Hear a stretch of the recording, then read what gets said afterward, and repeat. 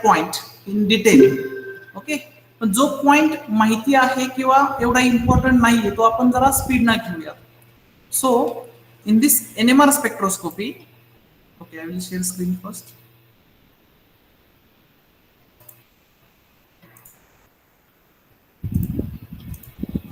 आपण जर spectroscopy technique पाहिली तर that we use for determination of structure of the compound. Okay,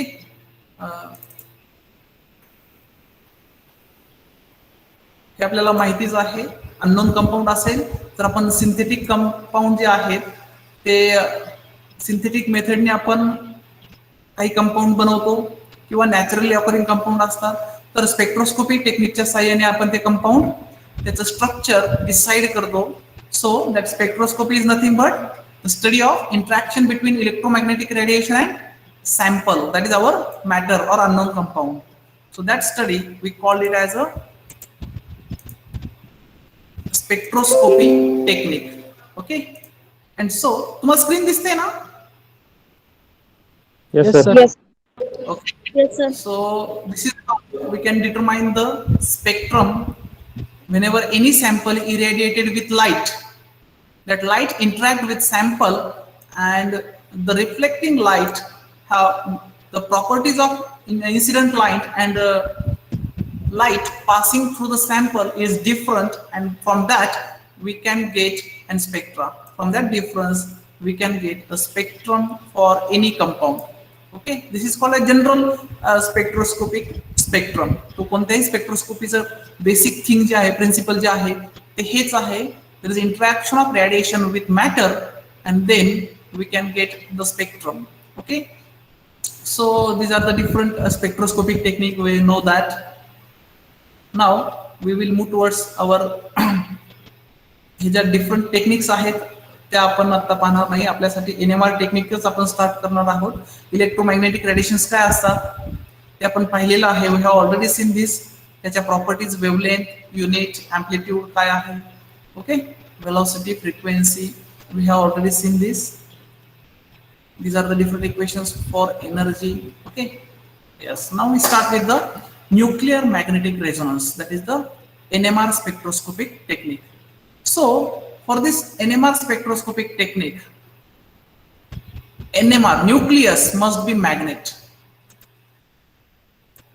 तो जो कंपाऊंड आपण घेतोय त्याचा न्यूक्लियस कसा पाहिजे? It must be having magnetic property. It is magnetically active.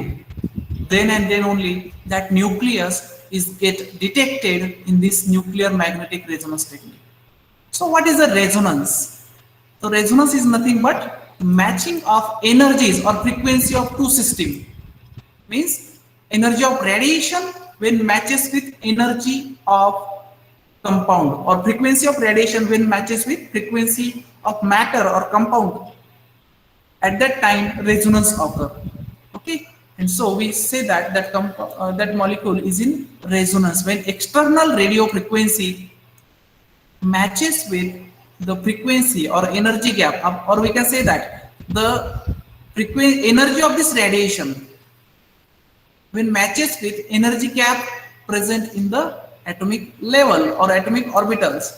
That at that time resonance takes place and that energy is get absorbed. And if we say that two energy level E1 and E2 having energy gap 0.1 kilocalorie, then the radiation having energy 0.1 kilocalorie get absorbed. Okay, and we get peak at that energy or at that wavelength or at that frequency. Okay, so this is the basic thing or basic principle of this NMR.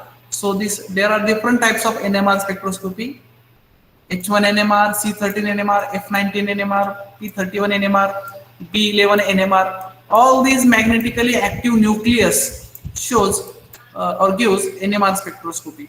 But the most commonly studied spectroscopy is the H1 NMR and C13 NMR. For organic chemistry point of view, these two spectroscopic techniques are important. One is H1 NMR, we call it as a proton magnetic resonance, and second is C13 NMR. Okay, that is a carbon C13 nucleus. It also shows and magnetic properties and that's why it is magnetically active. So C13 NMR spectroscopy, it is for carbon, and for hydrogen it is H1 NMR spectroscopy. From these two techniques we can determine the structure of organic compound. Okay, so in proton magnetic resonance, it deals with the behavior and nature of hydrogen. Okay, in H1 NMR spectroscopy, आता NMR मध्ये आपण कोणतं पाहणार आहोत? H1 NMR. We are going to see H1 NMR spectroscopy, that is proton magnetic resonance spectroscopy. Now, in this spectroscopic technique, we can study a different nature of proton.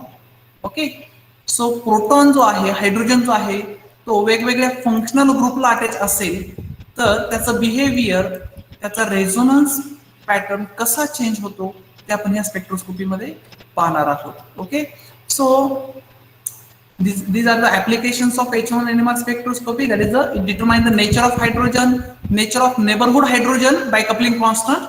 We can determine neighboring hydrogen also, equivalence and non-equivalence set of proton, non-aromatic and aromatic proton. From the delta values we can determine whether that proton is aromatic or non-aromatic, or from stereochemical relationship of proton we also determine cis trans proton, endoexoproton or erythrothioproton.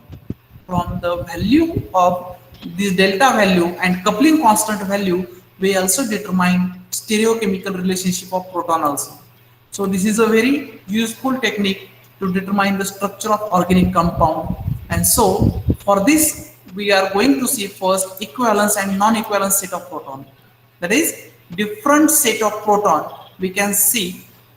So equivalence and non-equivalence set of proton related to the number of signal in a spectrum. Okay, in H1 NMR spectrum the number of signal depends upon equivalence and non-equivalence set of proton. त्या structure मध्ये non equivalence set of protons किती आहेत तेवढेच आपल्याला H1 NMR चे signal मिळतील. जेवढे non equivalence set of proton असेल, इक्विव्हॅलन्स सेट ऑफ प्रोटॉन म्हणजे कसे सेम, आणि non equivalence set of proton म्हणजे काय डिफरंट सेट ऑफ प्रोटॉन की ज्या हायड्रोजन न्यूक्लियसचं सराउंडिंग एन्व्हायरमेंट वेगळं आहे ते आपण non equivalence set of proton म्हणतो, आणि ज्यांचं सराउंडिंग एन्व्हायरमेंट हे सेम आहे त्यांना आपण इक्विव्हॅलन्स सेट ऑफ प्रोटॉन म्हणतो.